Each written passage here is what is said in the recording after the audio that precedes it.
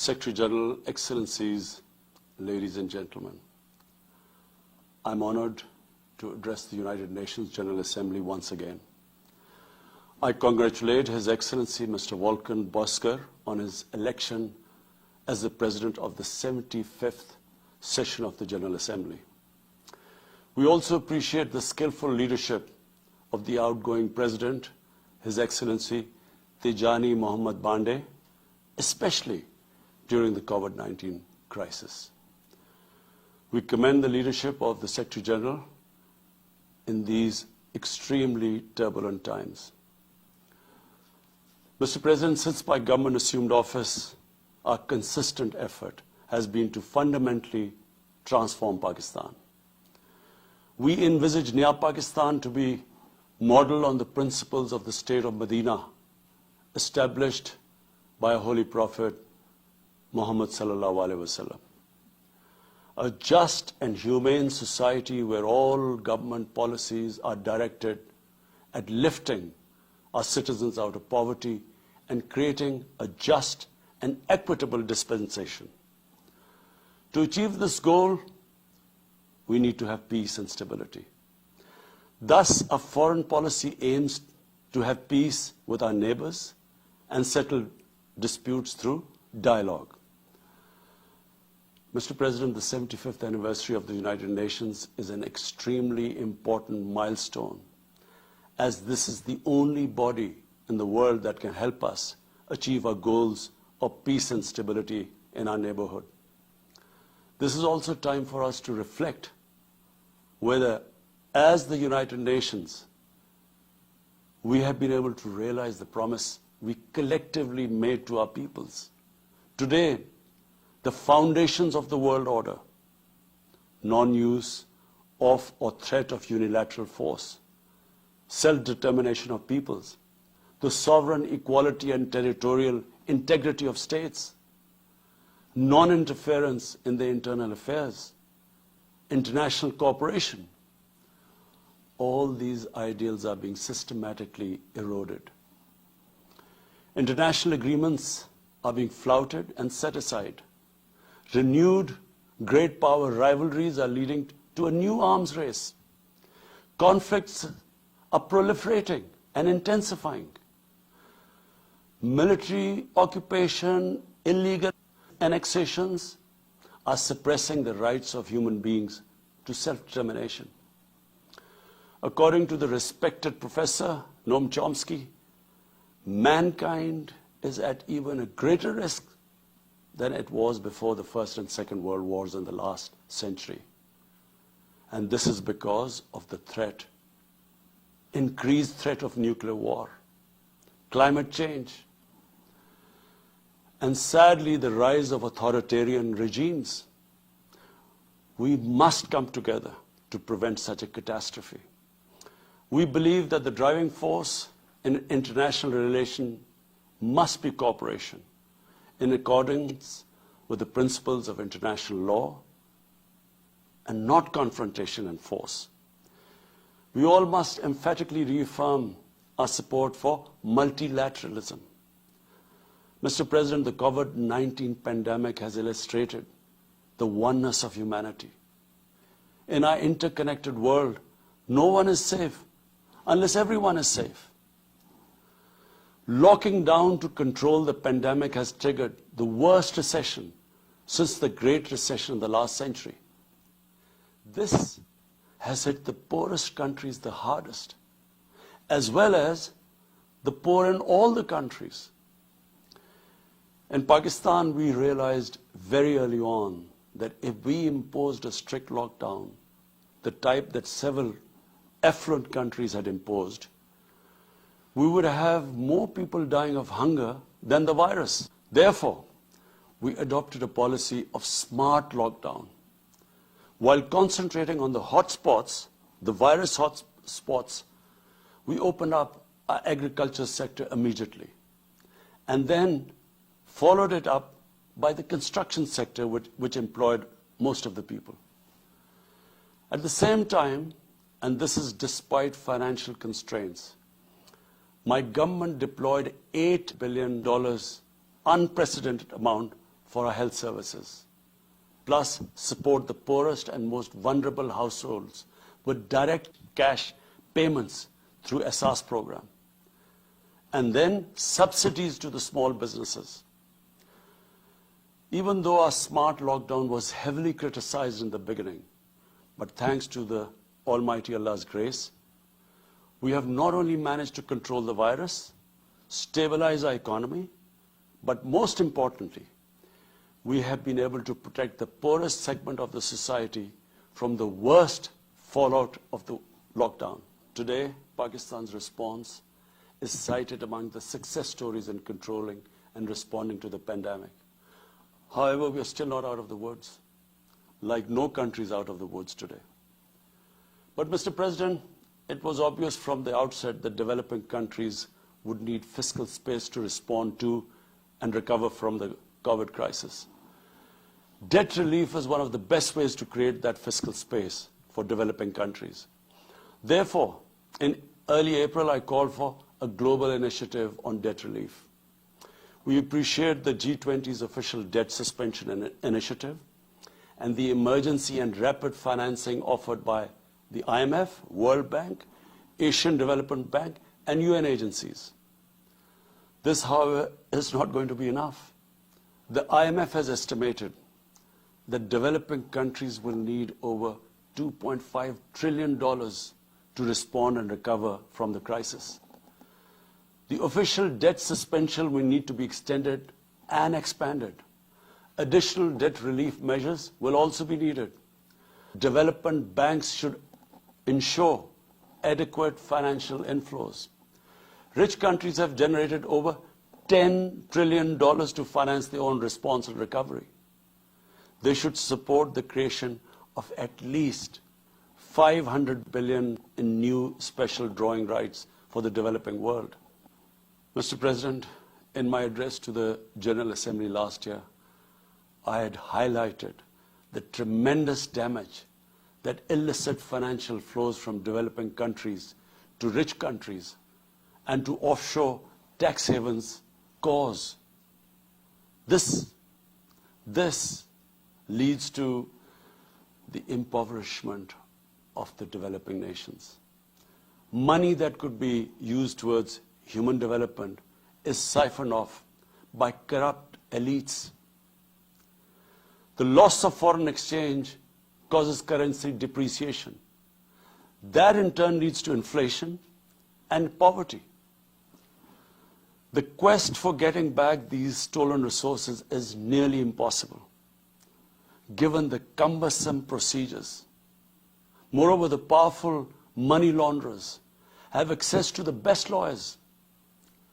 And sadly, because they are the beneficiaries, there is a lack of political will in the rich countries to curb this criminal activity. Mr. President, if this phenomena is unaddressed, it will continue to accentuate the inequality between the rich and the poor nations, and eventually will spark off a bigger global crisis, a far bigger global crisis than the present migration issue poses. The rich states cannot hold forth on human rights and justice when they provide sanctuary to money launderers, to their looted wealth. There are robust anti-money laundering and anti-terror financing regimes. I call upon this Assembly to take the lead in efforts to build a global framework to stem the illicit financial flows and ensure speedy repatriation of stolen wealth. It is important to realize that the aid that flows from rich countries to the developing world is minuscule compared to the massive outflows by our corrupt elites. Mr. President, this year, I must again reiterate the threat posed to mankind due to climate change. Unprecedented fires in Australia, Siberia, California, Brazil. Unprecedented floodings in various parts of the world.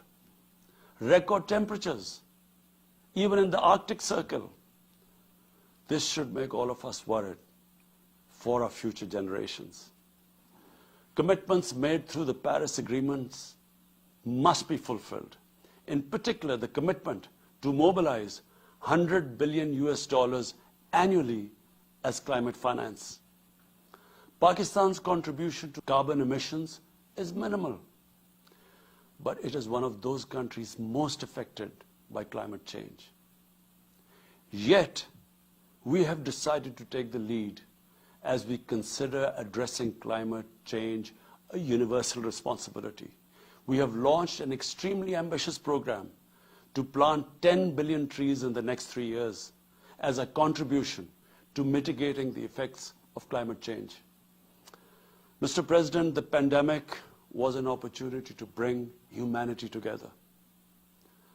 Unfortunately, it has instead fanned nationalism, increased global tensions, and given rise to racial and religious hatred and violence against vulnerable minorities in several places. These trends have also accentuated Islamophobia.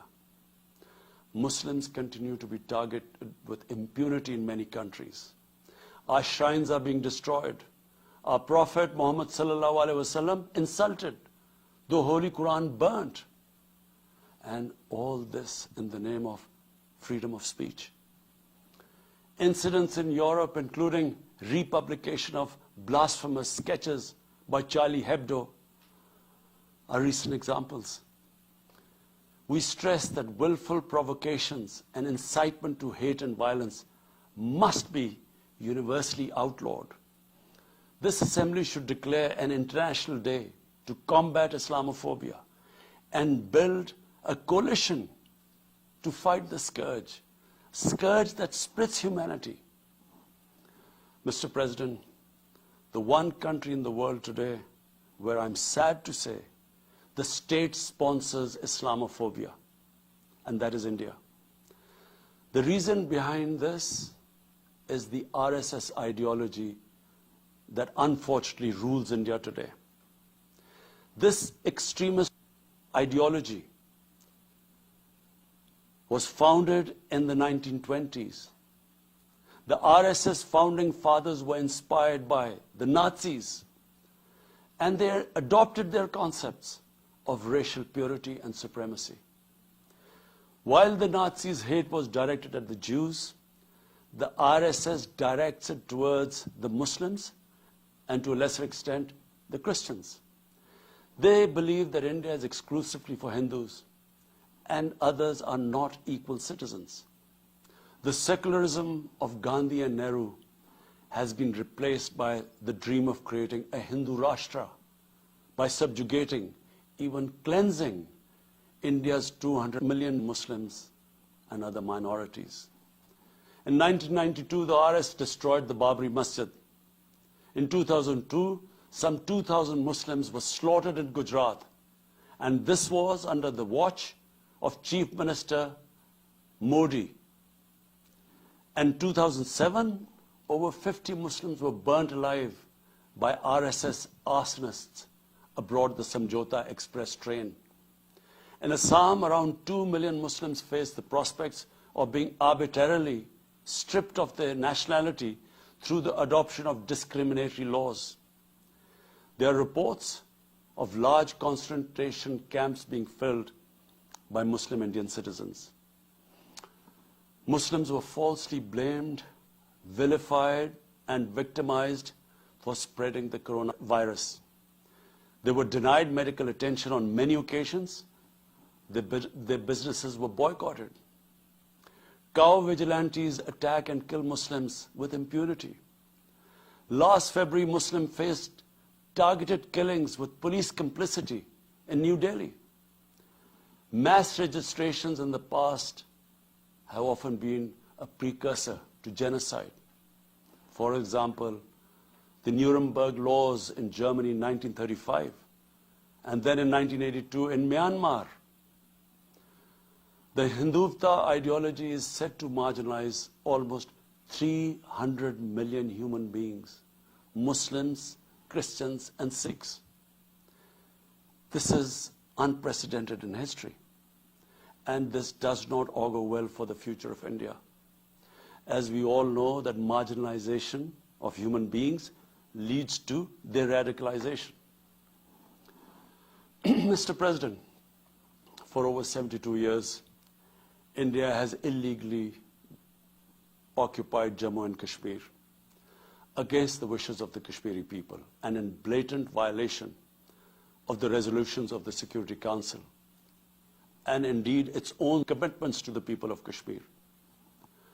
On 5th August last year, India illegally and unilaterally sought to change the status of the occupied territories and deployed additional troops, bringing the total number to 900,000, to impose a military siege on 8 million Kashmiris. All Kashmiri political leaders were incarcerated. About 13,000 Kashmiri youth were abducted and thousands tortured. A complete curfew was imposed, accompanied by a total communications blackout. Indian occupation forces have used brute force, including pellet guns against peaceful protesters, imposed collective punishments, including the destruction of entire neighborhoods, and extrajudicially murdered hundreds of innocent young Kashmiris in fake encounters, refusing even to hand over their bodies for burial. The Kashmiri media and those daring to raise their voice are being systematically harassed and intimidated through the use of draconian laws. All of this is well documented in the reports of the United Nations High Commissioner for Human Rights, communications from the Special Rapporteurs of Human Rights Council, statements from human rights and civil society organizations. The international community must investigate these grave violations and prosecute the Indian civil and military personnel involved in state terrorism and serious crimes against humanity being perpetrated, I'm sad to say, with complete impunity. The objective of this brutal campaign is to impose what the RSS BJP regime has itself called the final solution for Jammu and Kashmir. To this end, the military siege is being followed by moves to change the demographic structure of the occupied territory. This is an attempt to obliterate the distinct Kashmiri identity in order to effect the outcome of a plebiscite envisaged in the UN Security Council resolutions. This action is in violation of the UN Charter, Council resolutions, and international law, particularly the 4th Geneva Convention. Changing demographic structure of occupied territory is a war crime. Mr. President, the brave Kashmiri people will never submit to Indian occupation and oppression. Their struggle is indigenous. They are fighting for a just cause, and generation after generation have laid down their lives to rid themselves of Indian occupation. The government and people of Pakistan are committed to standing by and supporting the Kashmiri brothers and sisters in the legitimate struggle for self-determination. Mr. President, in order to divert attention from its illegal actions and atrocities in Indian-occupied Jammu and Kashmir, India is playing a dangerous game of upping the military ante against Pakistan in a nuclearized environment. Despite constant Indian provocations and ceasefire violations along the line of control and the working boundary, targeting innocent civilians, Pakistan has exercised maximum restraint. We have consistently sensitized the world community about a false flag operation and another ill-conceived misadventure by India. My parents, Mr. President, were born in the colonial India, and I was the first generation that grew up in an independent Pakistan. I want to make it clear that any attempt by the fascist totalitarian, RSS-led Indian government to aggress against Pakistan will be met by a nation that will fight for its freedom to the end. Mr. President, there will be no durable peace and stability in South Asia until the Jammu and Kashmir dispute is resolved on the basis of international legitimacy. Kashmir has been rightly described as a nuclear flashpoint. The Security Council must prevent a disaster conflict and secure the implementation of its own resolutions, as it did in the case of East Timor. The Council has considered the situation in Jammu and Kashmir 3 times in the past year. It must take appropriate enforcement actions. It must also take steps to protect the Kashmiris from an impending genocide by India. Pakistan has always called for a peaceful solution. To this end, India must rescind. To reach this end, India must rescind the measures it has instituted since 5th August 2019, end its military siege and other gross human rights violations, and agree to resolve the Jammu and Kashmir dispute in accordance with the relevant UN Security Council resolutions, and of course, the wishes of the people of Kashmir. Mr. President, Pakistan's desire for peace in our region is also manifest in our efforts to promote a political solution in Afghanistan. I have consistently maintained over the past 2 decades that there is no military solution to the conflict in Afghanistan. The only way forward was and is a political settlement which involves the full spectrum of Afghanistan's political actors. Pakistan fully facilitated the process that culminated in the US-Taliban peace agreement on 29 February 2020. Pakistan is deeply gratified that it has fulfilled its part of the responsibility. The Afghan leaders must now seize this historic opportunity to achieve reconciliation and restore peace in the war-torn country. Through the intra-Afghan negotiations that commenced on 12th of September, they must work out an inclusive, broad-based, and comprehensive political settlement. The process must be Afghan-led and Afghan-owned, and without any interference or outside influence. Early return of Afghan refugees must be part of this political solution. After almost 2 decades of war, it is imperative not to allow spoilers within and outside Afghanistan to subvert the peace process. Peace and stability in Afghanistan will open new opportunities for development and regional connectivity. Mr. President, Palestine remains a festering wound. A just and lasting settlement is indispensable for the Middle East and actually the world. Illegal annexations of Palestinian territory, the building of illegal settlements, and the imposition of inhuman living conditions on the Palestinian people, especially in Gaza, cannot bring peace to a troubled region.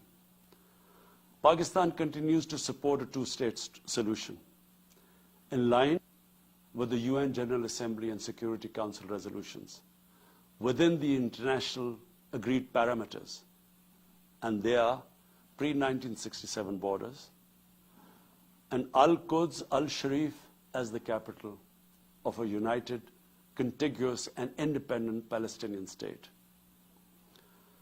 Mr. President, the United Nations remains the best legitimate avenue for collective action in managing international conflicts, fostering peace and security, promoting equitable development, and addressing global problems. I urge the Secretary General to take the lead in preventing global conflicts. He should convene summit-level meetings to address regional hotspots and resolve outstanding disputes. The United Nations should be made fully responsive to the challenges of our times. A comprehensive reform of the United Nations, including the Security Council, is essential to promote greater democracy, accountability, transparency, and efficiency. Pakistan will continue to participate actively in this process and endeavor with other member states to build a world where conflict is outlawed and equitable prosperity for all pursued in conditions of peace and security. I thank you.